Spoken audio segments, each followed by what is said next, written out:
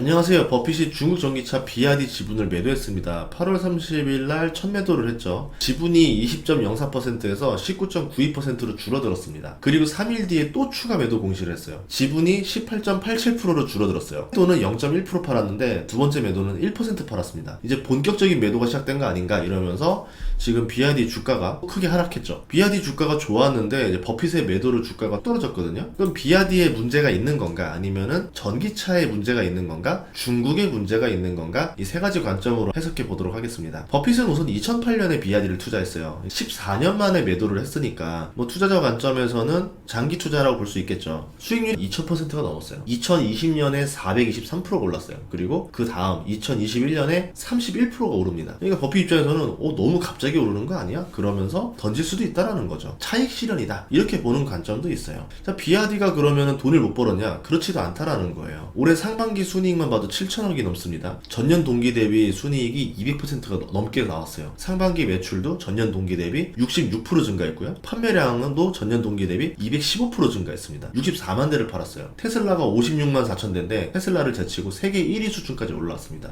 자동차뿐만 아니라 반도체라던가 배터리까지 만든단 말이에요. 뭐 CATL, LG 엔솔이 또 배터리 하면 되게 유명한데 비아디가 세계 3위예요. 배터리만으로도. 시장 점유율이 14%나 됩니다. 거기에다 전기차까지 파니까 마진율이 얼마나 좋겠는가. 비아디 올해 판매 대수만 봐도 150만 대에서 200만 대까지 될 거라 보는 겁니다. 테슬라랑 거의 비슷한 캐파를 찍어내는 비아디. 그러니까 거의 테슬라의 라이벌이다 이렇게 볼 수 있거든요. 이런 관점에서 대체 왜 던졌냐라는 거죠. 그러면 뭐 비아디가 비싸서 던진 거냐, 아니면은 뭐 비아디가 비싸니까 비아디를 던지고 좀 더 저렴한 전기차를 사는 거 아니냐, 이렇게 생각해 볼 수도 있겠죠. 물론 전기차 섹터 안에서 비아디 캐파만큼 낼 수 있는 데는 지금은 테슬라, 뭐 나중으로 치면 도요타 정도가 뭐 흉내낼 수 있을 것 같고, 뭐 폭스바겐이라 포드, 뭐 GM이라던가 현대 기아라던가 뭐 쟁쟁한 실력자들이 많이 있죠. 자, 그러면 거기로 갈아탈 거냐? 애매할 것 같긴 해요. 실제로 보면은 비아디 시가총액이 140조 원이고요. 테슬라 시총이 1100조가 넘어요. 캐파가 비슷한 상태에서 테슬라를 투자하는 것보다 비아디 투자하는 게 더 가성비 좋은 전략 아닌가,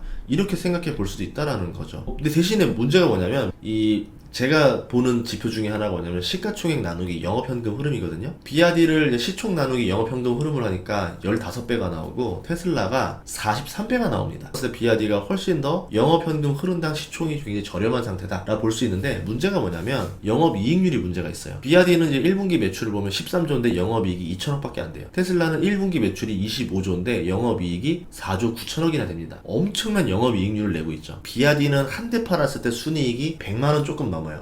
폭스바겐 도요타는 200만원 정도 넘습니다. 테슬라는 한 대 팔면 1300만원 이상 마진이 남습니다. 버핏이 말하는 경제적 혜자를 봤을 때 브랜드 가치를 통해서 높은 가격으로 판매가 가능해야지만 높은 영업이익률을 유지할 수 있다. 그래야지만 마진율이 높으니까 넘쳐나는 현금 흐름으로 배당을 준다던가 자사주를 매입한다라던가 시장을 확장한다라던가 이런 선택을 할 수 있다는 거죠.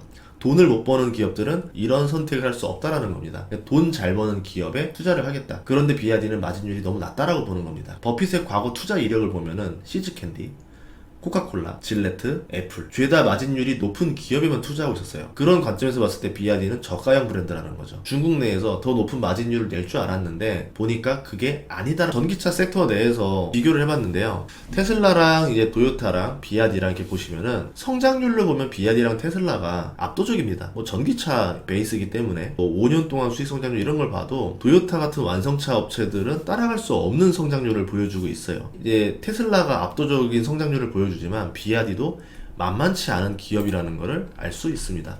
이런 것들을 봤을 때 만약에 버핏이 비아디를 판다라 그러면은 살만한 회사가 테슬라밖에 없다라는 거예요. 그렇다고 해서 테슬라를 살 것 같지도 않아요. 왜? 주가가 비싸거든요.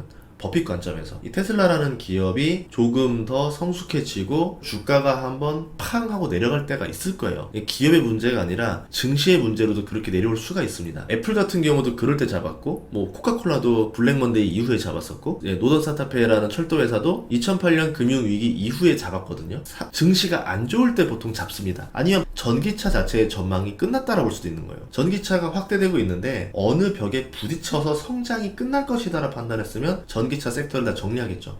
버핏이 다른 주식 팔았다는 얘기는 없어요. 비아디를 팔았다 그러니까 전기차 섹터 안에 뭐 문제가 있는 거 아니야? 가장 대표적일 수 있는 게 새로운 기술이 등장해서 그 자동차가 주류로 성장하게 될 수도 있다는 가능성인 겁니다. 전기차 말고 새로운 가능성이 대체 뭘까? 먼저 지금 전기차는 리튬 기반이거든요. 근데 이 리튬 가격이 급등을 했습니다. 배터리 가격이 크게 상승했죠. 전기차 가격도 올렸는데 고객들 입장에서는 내연기관과 가격차가 크게 벌어집니다. 전기차의 매력이 떨어지는 거죠. 전기차 매력이 있으려면 국가가 보조금을 많이 준다던가 아니면은 점점 저렴해지면서 내연기관과 가격적으로 승부를 볼만 한다라던가 그런 게 나와야 되는데 아직은 시간이 걸리지 않겠는가. 리튬이 1년 만에 4배 오르고 3년 만에 9배 올랐어요. 그 리튬 매장량 60% 이상을 중국이 차지하고 있습니다. 그렇다고 해서 이 중국의 전기차 회사들이 해외로 수출을 하고 있는 상황도 아닙니다. 그럼 중국 시장 하나만 보고 전기차 안에서 투자하는 게 과연 맞을까? 미중 무역 전쟁 상황을 봤을 때 과연 이 리튬이라는 거를 내버려 둘 것인가? 배터리를 만든다 하더라도 리튬이 아닌 다른 소재로 만들어서 중국이 꽉 쥐고 있는 리튬 시장에서 벗어나려고 하지 않을까? 차종별 생애 이산화탄소 배출량이 있는데요. 이걸 보면 전기차가 주행 중에만 이산화탄소 배출을 안 할 뿐이지 제조라던가 폐차 같은 생애 과정을 넣게 되면은 이산화탄소 배출량이 상당한 편입니다. 유럽 같은 경우도 전기차 전환이 많이 늦었습니다. 그래서 다음 먹거리를 이제 미국과 중국에 빼앗기게 생긴 상태잖아요. 그래서 전기차가 아니라 다른 방식의 자동차를 준비하기도 합니다. 그게 뭐냐면 이제 이퓨얼이라는 건데요. 재생에너지로 얻은 전기를 가지고 전기 분해를 합니다. 그럼 수소가 나오겠죠? 여기에다가 이산화탄소과 질소를 투입해서 탄소 중립 연료로 디젤유라던가 항공유를 만드는 거예요. 그러면은 전기차 같은 대변신을 하지 않아도 기존 내연기관 엔진을 유지하면서 탄소 중립을 할 수 있다라는 거예요. 부품 조금만 바꾸면 가능하다라는 겁니다. 그러면 내연기관 자동차 생태계와 패권을 그대로 유지할 수 있다라는 거죠. 물론 이 이퓨얼 가격이 비싸다는 게 단점이 되겠죠. 그럼에도 불구하고 계속 연구를 하고 양산을 하게 하면은 그 가격이 점점점 떨어지는데 리튬 가격이 치솟으면서 전기차는 점점 가격이 비싸지고 내연기관에 있는 연료 가격은 점점점 떨어지면서 가성비가 생기기 시작하면은 전기차의 성장성이 한계에 다다를 수도 있다라는 거예요. 독일이나 일본 같은 전기차 전환으로 한 발 늦은 국가들은 지금 이런 걸 연구하고 있어요. 그리고 정책적으로도 지원 중입니다. EU 같은 경우도 내연기관 판매 금지를 했음에도 불구하고 이퓨얼은 지금 예외로 두고 있죠. 이 퓨얼이 성공하게 되면은 전기차 전환 속도는 상당히 떨어지게 된다는 거예요. 그리고 이제 리튬 부족 현상이 또 발생할 수 있다는 겁니다. 가격이 오른 이유는 채굴이 점점 어려운 거예요. 비트코인 마냥 채굴을 하면 할수록 효율이 떨어지는 과정이에요. 채굴 과정이 굉장히 어렵거든요. 채굴 난이도가 쉬운 곳은 이제 빠르게 고갈이 되는 거고 희석량이 많아요. 염호에서 얹어가지고 뭐 1년 이상 햇빛에 쬐인 다음에 그걸 가지고 정제해서 만드는 과정 굉장히 까다롭죠. 지리적으로도 까다롭고 시간적으로도 까다롭고 채굴 가성비가 점점 안 나오는 곳으로 갈 수밖에 없다 보니까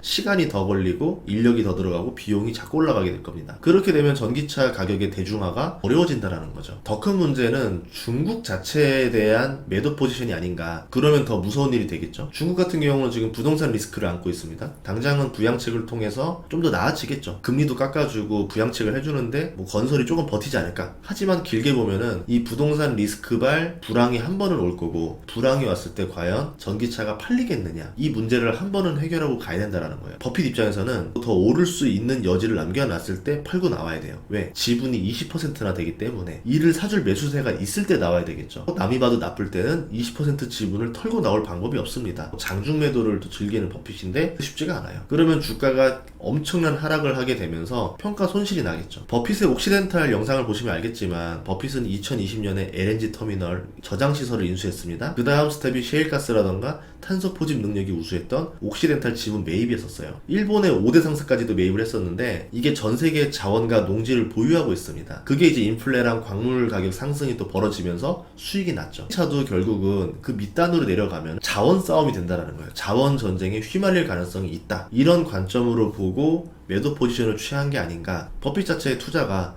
바둑처럼 한 수 두다가 신의 한 수를 딱 두면서 돈을 버는 케이스이기 때문에 지금 관점에서는 이게 어떤 포석인지 모르겠어요. 하지만 다음 한 수를 보게 되면은 이렇게 생각하겠죠. 그래서 버핏이 팔았구나 라고 생각하게 될 겁니다. 그렇기 때문에 버핏의 어떤 행동을 하나 보시면은 시나리오 A, B, C로 보면서 대체 왜 팔았을까를 생각해 보는 것도 투자 힌트를 주는 기회가 될 수도 있어요. 다음 시간에도 좋은 정보로 찾아뵙도록 하겠습니다. 구독과 좋아요, 알림 설정 부탁드릴게요. 고맙습니다.